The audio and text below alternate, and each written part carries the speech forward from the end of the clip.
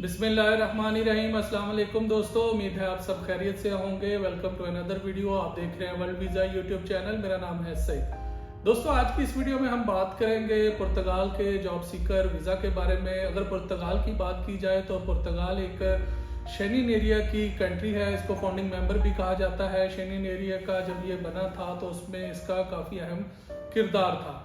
तो इसके job seeker जो वीज़ा है वो असल में है क्या, पहले ये देखते हैं। सबसे पहले अगर इसकी बात की जाए तो जॉब सीकर वीज़े का मतलब है कि आप पुर्तगाल में वीज़ा लेके जाएंगे, जॉब सीकर वीज़ा, और वहाँ पे आप जॉब ढूंढेंगे।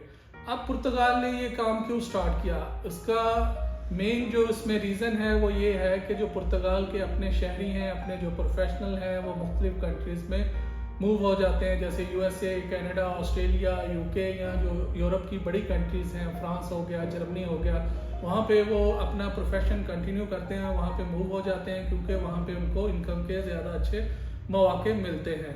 तो उस शॉर्टेज को पूरा करने के लिए पुर्तगाल ने ये स्कीम स्टार्ट की है कि आप जॉब सीकर वीज़ा पे जाएं। 120 दिन का इसमें टाइम होता है। 120 दिन में अगर आपको वहाँ पे जॉब मिल जाती है तो आप जो अपना वीज़ा है जॉब सीकर वीज़ा से उसको आप कन्वर्ट करवा लेते हैं अपने वर्क परमिट पे। इन केस अगर 120 दिन के अंदर आपको जॉब नहीं मिलती तो फिर आपका जो वीज़ा है ये मज़ीद 60 दिन के लिए एक्सटेंड कर दिया जाता है।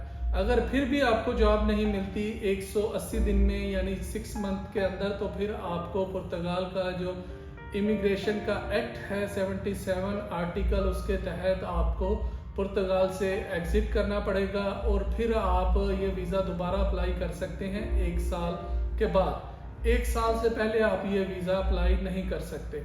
अब बात करते हैं कि कौन इसमें एलिजिबल है, कौन इसमें एलिजिबल नहीं। अगर एलिजिबिलिटी की बात की जाए, अगर आपके पास वर्क एक्सपीरियंस है अपनी फील्ड से रिलेटेड और उसका आपके पास कोई जैसे टेक्निकल एजुकेशन है, उससे रिलेटेड आपके पास कोई सर्टिफिकेट है, तो वो सर्टिफिकेट आपका जो अथॉरिटी, जिस बॉडी ने आपको वो प्रोवाइड किया, यानी जिस इदारे ने आपको दिया, वो वेरीफाई होना चाहिए। जैसे आपका अगर कोई पंजाब टेक्निकल बोर्ड से है तो उससे वेरीफाई हो, उसके बाद फॉरेन ऑफिस और जो पुर्तगाल की पाकिस्तान में एम्बेसी है उससे वेरीफाई होना चाहिए।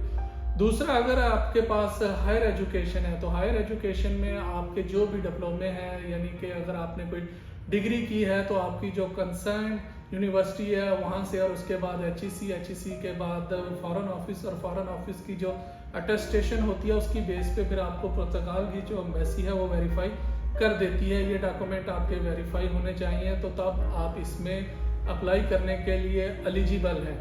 अब बात करते हैं कि आप इन कौन कौन सी ऐसी कैटेगरी हैं जिसमें आप ये वीज़ा अप्लाई कर सकते हैं। तो मेरे पास जो लिस्ट है इसके मुताबिक, अगर आप डॉक्टर हैं, नर्सिस हैं, हेल्थ केयर से रिलेटेड आपका कोई प्रोफेशन है, उसके अलावा आपका कोई लीगल जो अफेयर है उससे रिलेटेड आपका प्रोफेशन है, टीचर है, एजुकेशन से रिलेटेड आपका है, इंफॉर्मेशन टेक्नोलॉजी है, टेलीकम्युनिकेशन है, और उसके अलावा कॉल सेंटर, उसके अलावा शेफ़ हो गए, और किचन हेल्पर हो गए, बेकरी के रिलेटेड जो प्रोफेशन है वो आ गए, इसमें वेटर आ गए, होटल के जो रिसेप्शन पे अगर आपका एक्सपीरियंस है तो वो आ गए, इवन इसमें हेयर ड्रेसर और ब्यूटिशियन भी शामिल हैं। अगर आपका इनमें से किसी भी शोबे से ताल्लुक़ है, आपका प्रोफेशनल एक्सपीरियंस है, तो जो सबसे पहले करने का काम है वो आपका ये है कि आपने IEP जो इनका एक इदारा है वहाँ पे जाना है, जिसका लिंक मैं डिस्क्रिप्शन में आपको दे दूँगा। वो आपने सबसे पहला काम करना है, अपना वो फॉर्म फिल करना है।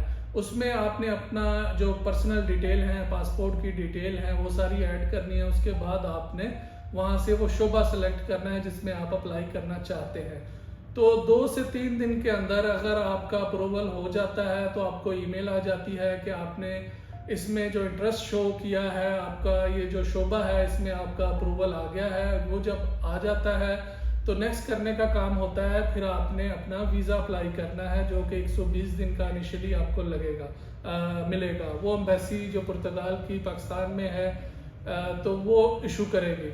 उसकी जो फीस है वो है 90 यूरो। उसके अलावा आपको जो रिक्वायर्ड डॉक्यूमेंट चाहिए वो क्या है, उसमें ऑब्वियसली आपका जो पासपोर्ट है 6 मंथ वैलिडिटी के साथ 2 खाली पेज हो जिसपे आपका वीज़ा लग सके, इन आउट की स्टैंप लग सके, वो चाहिए। आपका आईडी कार्ड चाहिए, आपका जो इदारे का मैंने बताया उसका अप्रूवल चाहिए, ये डॉक्यूमेंट है। इसके साथ आपका जो पुलिस करैक्टर सर्टिफिकेट है वो आपको चाहिए, उसमें आपका रिकॉर्ड जो है वो बिल्कुल क्लियर शो होना चाहिए, तो तब आप ये वीज़ा अप्लाई कर सकते हैं। इसके साथ जो फाइनेंशियल डॉक्यूमेंट है उसमें ये है कि आपको अगर आपने 4 महीने का वीज़ा अप्लाई करना है तो 705 यूरो के हिसाब से जो भी करंट रेट होगा यूरो का कन्वर्जन, आपको पता है आजकल बहुत ज़्यादा फ्लक्चुएशन चल रही है, तो आपने वो उतने फंड अपने शो करने हैं अपने अकाउंट में कि आप जॉब सीकर वीज़ा अप्लाई कर रहे हैं। वहाँ पे जाएंगे तो आपके पास इतने पैसे मौजूद हैं कि आप किसी पे डिपेंड नहीं करेंगे। तो ये हो गया फाइनेंशियल रिक्वायरमेंट। जब ये सारे डॉक्यूमेंट आपके पास हो जाएं इकट्ठे तो फिर नेक्स्ट है आपने अपॉइंटमेंट लेनी है। अपॉइंटमेंट आप लेंगे VFS के ज़रिए, तो अपॉइंटमेंट लेने के बाद जब आपका अपॉइंटमेंट का दिन होगा तो वो डॉक्यूमेंट आपने सबमिट कराने हैं VFS में। उसमें आपका पासपोर्ट जाएगा, जो बाकी जो मैंने डॉक्यूमेंट बोले वो जाएंगे। उसके अलावा आपने 90 यूरो फीस पे करनी है, और जो VFS के जो हैंडलिंग चार्जेस होते हैं वो आपने पे करने हैं।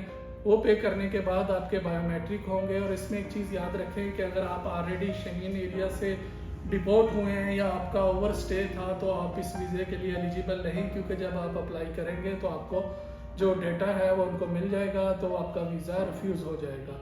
जब आप ये सारे डॉक्यूमेंट सबमिट कर देंगे, प्रोसेसिंग होने के बाद आपका जो पासपोर्ट है आपको वापस मिल जाएगा। जो भी डिसीजन होगा, आपका केस स्ट्रांग होगा। स्ट्रांग का मतलब ये है कि आपने जो अपने फील्ड से रिलेटेड एक्सपीरियंस शो किया है, अपनी फील्ड से रिलेटेड अपनी तालीम शो किया है, आपके जो फाइनेंशियल डॉक्यूमेंट हैं वो बिल्कुल ठीक है। उसके अलावा आपका कोई भी रिकॉर्ड नहीं है क्रिमिनल पाकिस्तान में और यूरोप में, क्योंकि इनके पास जो VIS है, वीज़ा इंफॉर्मेशन सिस्टम है, उसमें आपका पूरा डाटा निकल आता है। जब आपके बायोमेट्रिक होते हैं तो उसमें उनको पता होता है कि आप किस ईयर में शेंगन की किसी भी कंट्री में गए थे, वहाँ पे आपने क्या क्या किया, वो पूरी डिटेल आपकी उनको मिल जाएगी।